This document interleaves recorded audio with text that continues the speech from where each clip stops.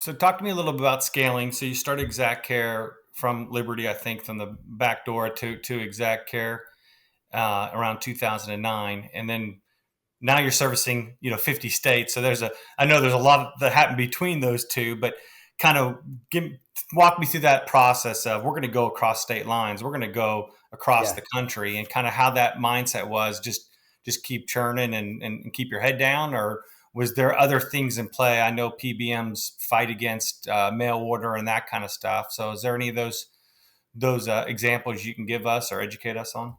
Yeah. So, I mean, I'll give you a story. I mean, it was, I think it's pretty simple, but I literally it was building this and I'm like, this is working in Northeast Ohio ish, for the most part. So I had two buddies and I said, hey, let's meet one weekend. So I met them, two buddies. One was a pharmacist I went to pharmacy school with, and one was a close friend that had an entrepreneurial background. So I went and I met with them both and I said, hey guys, who wants to do exactly what I'm doing in your state? One state was Chicago, one state was New Jersey. And we talked through it all. And the one just didn't have the time. And the other one, which kind of got lucky how it worked out, because the other one was a pharmacist and he worked for some pharmaceutical companies doing some continuing education work and that type of thing. So he had some time on the side. So we built it in New Jersey, basically a replica of what we did in Ohio, and started it same concept. Bought a mom and pop. It was on Main Street in this Farmingdale, New Jersey, and he worked there. His wife worked there. People would come in for chocolates and toys and cards, and in the back farm, you get it, it, right? And then we said, okay, let's now build Exact Care out of the back of that. So we did that, and it worked. Same concept. Where then we had to move into a larger facility, more closed door facility, right? And grew it from there. And then it was about 2000 and I don't have all these dates in front of me. I apologize if I mess some of these up, but what was it? Maybe I think it's 14. I believe it was 14 where we started getting a lot of interest. I was entrepreneur of the year for Ernst and Young regionally, and then I was a finalist nationally because it was kind of growing, that type of thing. And at that time, I had a lot of private equity that was coming kind of after me, and so we said, okay, we probably want to do this to show people and businesses to be able to scale it, that we're a real company, right? So we did. So we went through a process. It was actually it was a lot of fun because we didn't use bankers. We just my CFO Marty Butler and myself literally just figured it out. And he was a great asset to help facilitate all of that and to really manage all the private equities coming in. And we did it ourselves. People thought we were crazy without a banker, but at the time I didn't know any different. I didn't know any better. And so we did. So we brought Primus in as a minority investor, um, and I believe that was about 16, and then yeah, we just started making bigger investments in our facilities and our automation to make it more efficient, and just grew it from there. And then you talk about how we grew out of New Jersey and Ohio. We just figured out at that point, all we have to do, and this is when we were still in the home, right? All we'd have to do is hire clinical liaisons, which we called them at the time, um, in wherever, just across, any states, any big areas. So, I mean, I'd be traveling all over, interviewing people and doing all this and hiring these clinical liaisons, and they would go into patients' homes. So we would just have to get the licensure for those states that we were delivering to, right? And that's really how we grew. And I mean, we blanketed everything, 50 states for the most part, had clinical liaisons all over. Um, and then once COVID hit, then we changed the model a little bit. But did we have problems getting every state licensure? I don't know if I'd say problems. I would say it was more of just, some took longer than others. Some you had to explain the model. Um, you know, I, we eventually got there. It just took some time. Is really the Sure. concept. Yeah, the clinical liaison's definitely more of a grassroots but differentiator versus Yep. hiring a bunch of salespeople, I guess.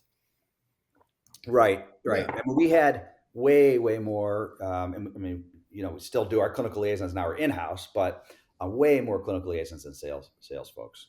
The fails, honestly, our sales folks, the first one I ever hired, pretty much, her job was actually to go to assisted living homes to start small Mm. group homes and assisted living homes. And I mean, that was very early on. And then it was just like, okay, we would go to big high rises, and they would do brown bags, where we bring a pharmacist in or whatever and do the brown bags, but she would get that sale and set it all up. And that's how we found these patients one by one. And then then now we negotiate with big health plans, and we negotiate with home care, and we negotiate with other folks to um, get the referrals that way. And now we're in like systems where they just hit a button and refer over to us, and that type of thing. But the essence of the MTMs and the clinical assessment still is a core of your foundation, right? Absolutely. Absolutely. Yep. I've had the real luxury of being at your pharmacies along the operational workflow system, and I've always impressed with the fact that you guys just don't do one dispensing type either. You have pouch, you have vial, and now with tabula rasa, you've got the multi-dose blister and going after the pace. And kind of Yep. walk us through the mentality of getting that merger with tabula rasa. Yeah. I mean, we've been through a few different private equity. Primus was first, and then Nautic came in, and then basically Nautic again, because we had the concept of bringing a couple different pharmacies together. And at the time, we thought the model was okay, we're going to bring specialty pharmacy with Exact Care's model, right? In home complex patients, and then also hospital pharmacy. So we were kind of bringing all them in. That's when we also bought Chartwell out of UPMC and kind of put them all together. It was the concept, and we started doing that. And as we started doing that, we basically got an offer we couldn't refuse from the specialty pharmacy, BioPlus at the time. So we kind of peeled that away. But we also realized maybe that wasn't the right model to put all those pieces together. You live and learn a little bit, but it was great. I mean, it was a great concept and thought. So then, kind of during that process, we also sold off a piece of the hospital side, the care path side, um, to Cigna, and so now we have Exact Care, and we're still growing it, and we just thought, okay, well, how could we add to this, right? How can we continue to grow this, and how can we diversify this, and where does it make sense? And you know, Nautic plays a huge role in helping this. They are brilliant minds in healthcare, and a lot of people talk bad about private equity experiences. I just can't talk bad at all. I mean, they're just great, smart people, very well connected people. One of the smartest things they did, was brought John Figueroa in the mix, and he really helped put that all together with them, the whole care path concept and idea. And is it exactly what the concept was from the beginning? No, not at all. But now, it's really evolved, and we've been looking. I mean, I've been looking at tabula rasa for years, and I've always liked those folks. I always thought they had a great model, different model than ours, but similar in a lot of things we did, right? Helping patients and that type of thing. And it just got to a point where it just worked, and Nautic was really help was able to facilitate that, make that happen, and it's been great. I mean, it's really working. And now, when we have, like you said, the pace side of it, and then our model, and now we can kind of put those together. They have some technology, we have some technology, we have a lot of experience, they have a lot of experience putting all that together with really smart people, and with the same model of taking care of these patients that are complex, right? That's And right. how to do it in different ways. And And with the now we're goal is keeping them out of the hospital, right? Keeping them part of the PACE program, and keeping them at home, but out of the hospital. Yeah, and it's interesting too. If you look at a lot of the studies that Tabula Rasa did and we did, very similar results, very Mm. similar, which is interesting. Yeah. So yeah, so you know that's going really well right now. So what would you say, Dale, is your, if you could, it sounds like maybe you get, and you correct me if I'm wrong, but some of the private equity groups like Nautic, do they help you at the contracting level with the PBM or the insurer? Or do they're not part of that?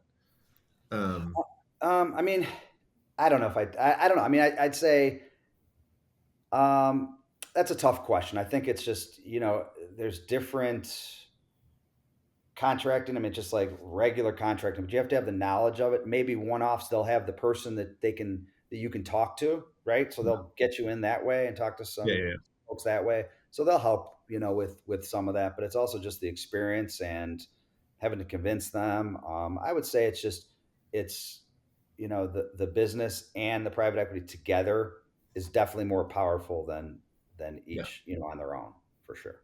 We're thinking of doing a lot of work. We sit with all of the pharmacy associations. One of them is AMCP, which is the managed care pharmacists, Yep. and we've been talking to them about how do we set up, you know, a workshop or a seminar and get people in the room that need to hear from our pharmacy people that do this every day, so that there's dialogue around, hey, this is real. What they're doing is impactful. Mhm. We kind of think it's a small niche part of the older adult population, so maybe it's dismissed or you don't really understand it. But trying to get them together to hear what it is, and if after they hear what it is, they're like, "Yeah, we're still not paying for it." That's one thing. But there's a part of me that believes when they see what's going on out there, it will resonate with them. That you're right. We're going to have a lot of older adults that they're not going to be able to go to assisted living, or they're not going to be able to go to skilled nursing, or not want to, that are going to need the kinds of services that you've refined. But you're not going to do it necessarily at the reimbursement levels of a normal retail pharmacy. You want to get reimbursed for the services, and I think there'll be recognition there. And it comes back to what you said about the right patient and creating a criteria or an eligibility Correct. around a patient. And I think they'll listen to that. But you tell me, like, what's your biggest pain point when it comes to that reimbursement? Well, so, well, no, I would agree with you. I mean, I would agree with Chad that I think that there has to be those guardrails of this is the patient, this is how it works, and we've built those, and we've done a lot of that type of thing.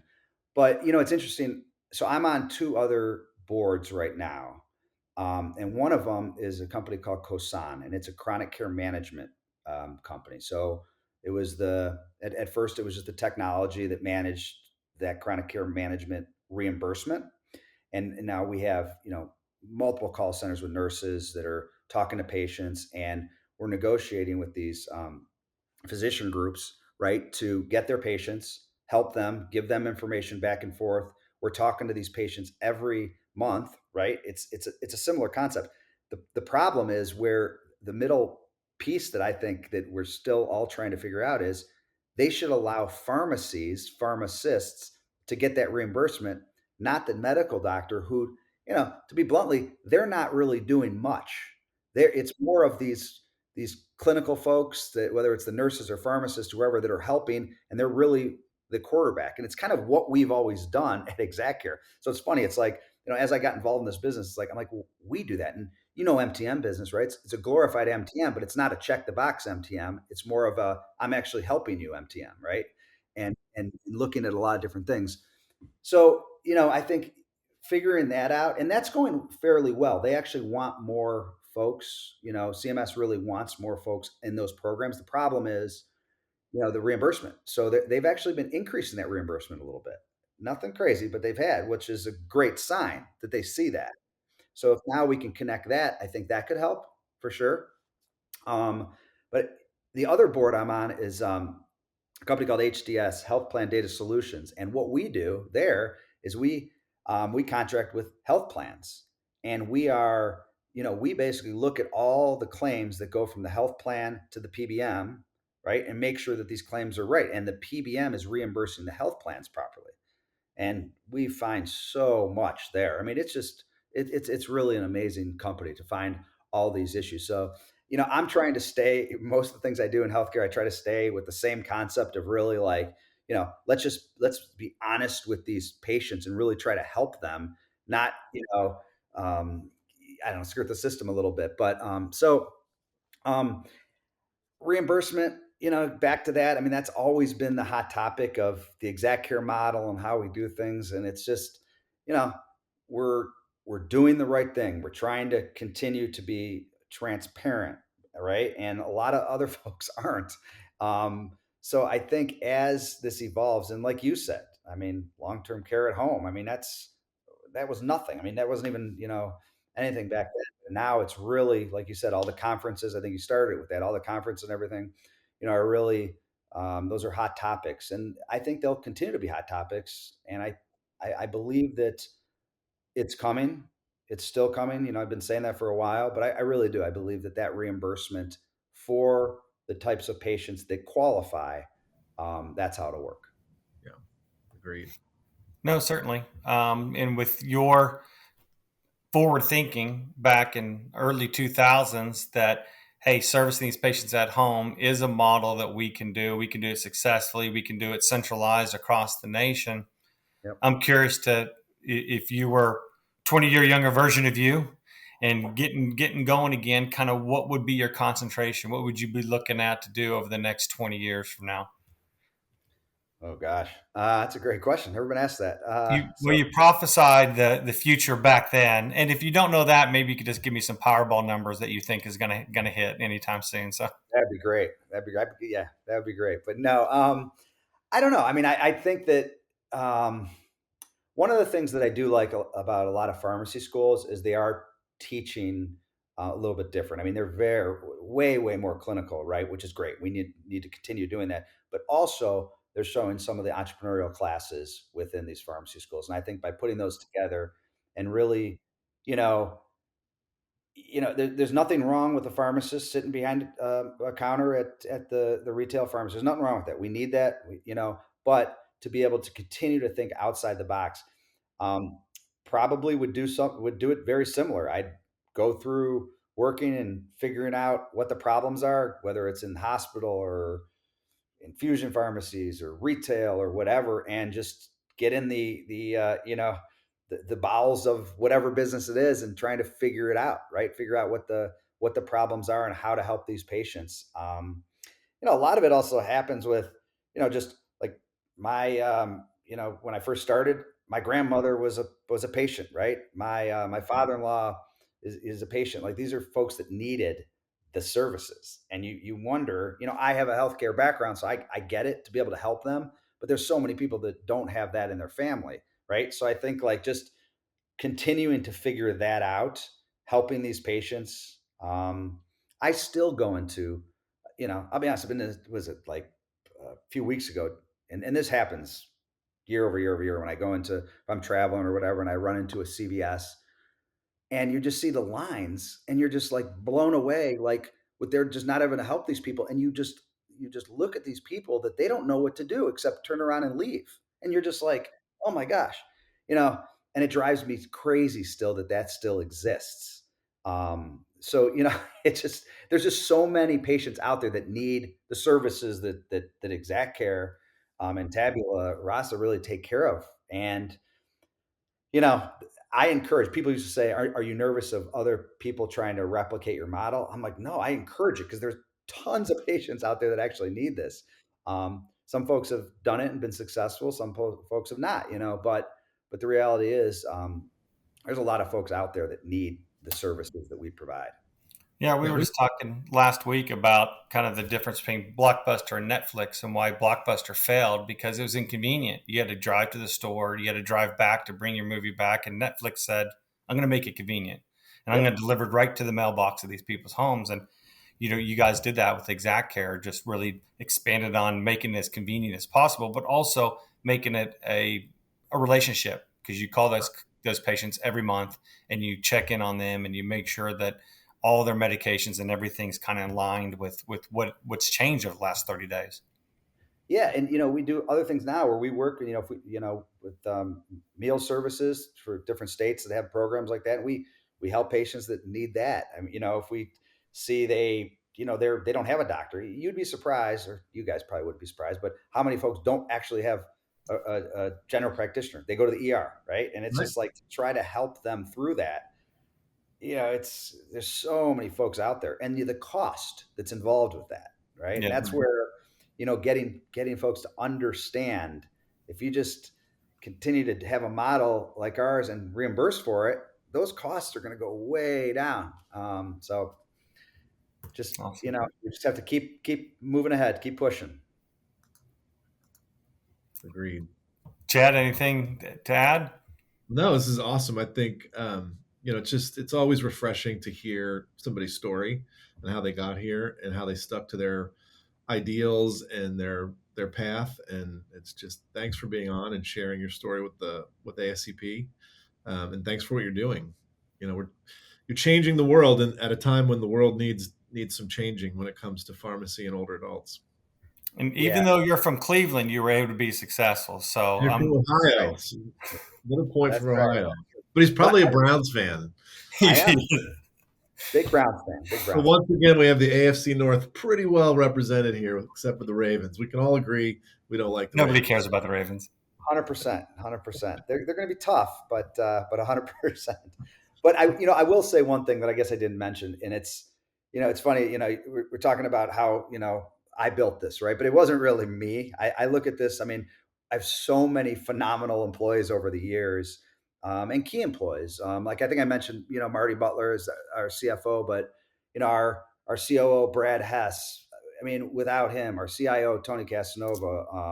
I mean, there's just so many people that you can mention that like helped with this and this vision, and to be able to, I didn't have to worry about things, and let them go as we can kind of continue to grow. And then, you put all that together with truly the, Nautic helping out and seeing the vision of how we continue to grow and make sure we have the backing of that, the financial backing and things of that nature was really help how we grew this. I mean, yes, you have to start somewhere small, but you need help along the way. I would say that's another thing to say for some of the younger folks coming out. You do need help along the way. So just continue to hire smarter people than yourself, and that can definitely help for sure, for Yeah, sure. it's a team. It's a team. Yep, yep. So Well, terrific. Well, thank you again, Dale, for giving us a little bit of your time. We yep, appreciate you leading the industry and the impact that you made to this industry, and to give some of us some inspiration that we're going to continue churning, continue surrounding ourselves with good people, and making sure that pharmacy is a center point of the healthcare system. So you've blazed some trails there for us, and we'll follow suit and continue trying to go down that path. But thank you for your time and for your experience and sharing with us today. yeah. Well, thanks for having me, Tom and Chad. I appreciate it. This Yep. was fun. Thanks a lot. All right, take Appreciate it. care. Join us next time.